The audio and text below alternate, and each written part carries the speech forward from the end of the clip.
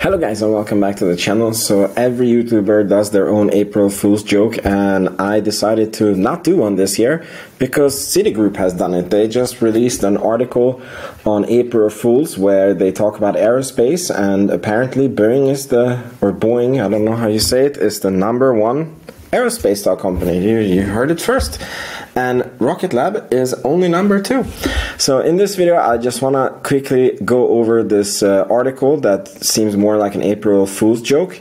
And then there is some rocket space news. And then I want to go through my predictions, short-term predictions for Rocket Lab stock. And that's the whole video. So please make sure that you like the video and you subscribe to the channel, and let's go. So this guy is basically saying that the aerospace is very exciting, and there's a lot of things happening there, and then he goes into how to invest into this area of the economy, and he likes Boing, how do you say it? Comment below. Sorry, I'm European. So the only thing is that I don't know how they relate to space, and I don't get it. Like, I get it aerospace, like airplanes, like this I get, but space, I don't know how they get into the space sector. As far as I understand, they're part of ULA. But so what he's saying here is that they have a lot of defects with their airplanes, with the doors falling off on Alaska Airlines from the 737, and he thinks that production wows will subside, and they will solve them. And they are also a defense contractor, and there's Canada ordering airplanes from them, and they have a nice backlog, and they only lost gap money last year, but they still had a positive cash flow. And this is just the opposite of what I would ever invest into. So I'm a super long-term investor, and I want to invest into companies that are not being disrupted, that I know they're going to be here 10, 20 years from now. I can just buy them and do nothing. And I like to see growth, and this company is like being disrupted. I don't really get how they are in space. I get they make airplanes and they're a defense contractor. Don't really get how they belong on this list. And basically they are sucking right now, and the guy is saying that the sucking is over and they should suck less, and all of this will get you, the gain is maybe too high, I have an echo here. And all of this will result in a whopping price target of $252, which implies a 33% gain over the next 12 months. So this is the definition of a risky freaking investment. You take a company that is doing bad, and so it's like the stock is doing bad and the company is doing bad. Whereas in Rocket Lab, the stock is doing bad and the company is doing amazing. And so then he goes on to Rocket Lab, and to be honest, it's almost like a Kramer signal, or I almost got bearish that he listed, like, if somebody thinks Boeing is a good investment and then lists Rocket Lab as a second best investment, that freaks me out.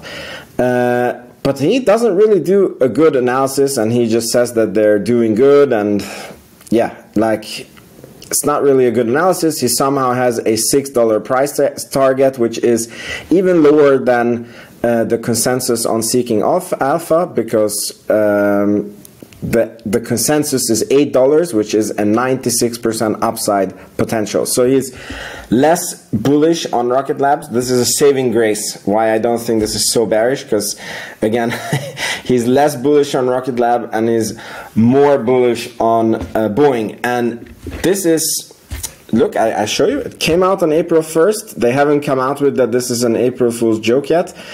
Here it is, you see, April 1st. So you heard it here, folks. Sell your Rocket Lab and buy Boing. They are amazing. Rocket Lab news here. So the new launch date is out. The launch window opens on April 24th, and this is a 14-day launch window in New Zealand. I really hope I can live stream this one. It depends a little bit how my work is and when it is in the schedule. I have a 12-hour time difference. So it's like if it's 7 o'clock in the evening, it's 7 o'clock in the morning for me. So sometimes it works out pretty good, sometimes not so good. It's kind of strange for me because I checked in the Next Spaceflight app that they're supposed to have 3 launches in April and 4 launches in June and 0 launches in May, according to the schedule. So I find it a bit odd that the first launch is on April 24th. So probably some of the launches is going into May. And that's what's happening. But please let me know in the comments. I think they're going to do 6 launches this quarter.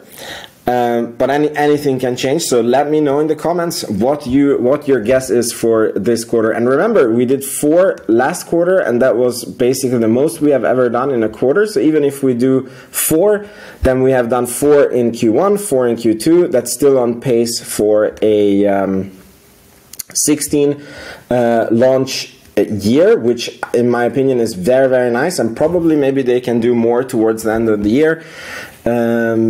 So yeah, let's see in the comments what you say. And now, as the last part of the video, I want to go into my short-term Rocket Lab predictions. So this is when you see me shoot my foot, because it's very hard to predict what the stock market is going to do in the short term. So whatever I say is just a guess at the stocks casino, but you can see that we have been stuck in a channel since when is this? We consider this, so May 2022, almost 2 full years. We have been stuck between $6 to $4. Sometimes we break out and we reach almost $8. But then we keep coming down, and then we go up to the top of the channel, and then we come down. So if you were ever thinking about investing into Rocket Lab and you would buy at this point, in the short term, again, not investment advice, this is my reading of the stocks casino, your short-term risk is this. So that's like you could buy at 403 and we could go down to 3.73.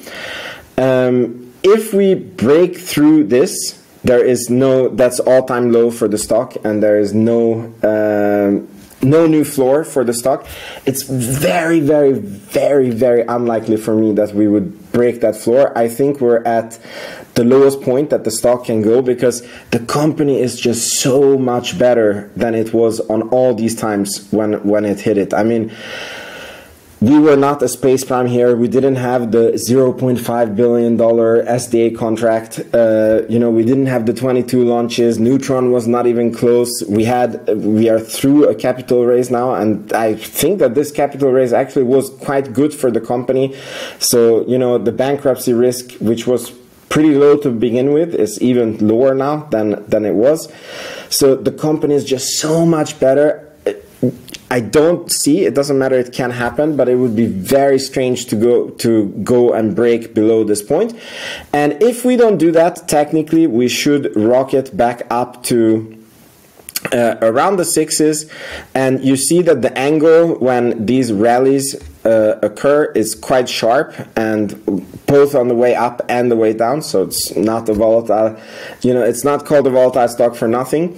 So if we start going, then what's the difference here? November to December. So what is it? Beginning November. Yeah, like within 2 months we could be at $6 on the stock, and then depending on what the current consensus is at that time, maybe we revisit the 4, or we chill out. I don't make more predictions than that. I just make these 2 predictions, that we either touch this line and bounce back, or we touch this line and we bounce lower. Then probably the only way that could happen is if the US is attacked or Taiwan is attacked. No, that would probably be good for Rocket Lab. I don't know. Probably a meteor comes and wipes out half planet Earth. Doesn't mean it can happen, but I think the chances are very, very, very low that we go below that line. So if you were ever thinking about buying Rocket Lab, starting a position in Rocket Lab, or adding to your Rocket Lab position, in my opinion, you can do it at this point with very, very, very little downside and very big upside. So thank you so much for watching. This was my April 1st video. I hope all of you had a very good Easter, and I'll see you in the next video. Regular programming. Ciao, ciao.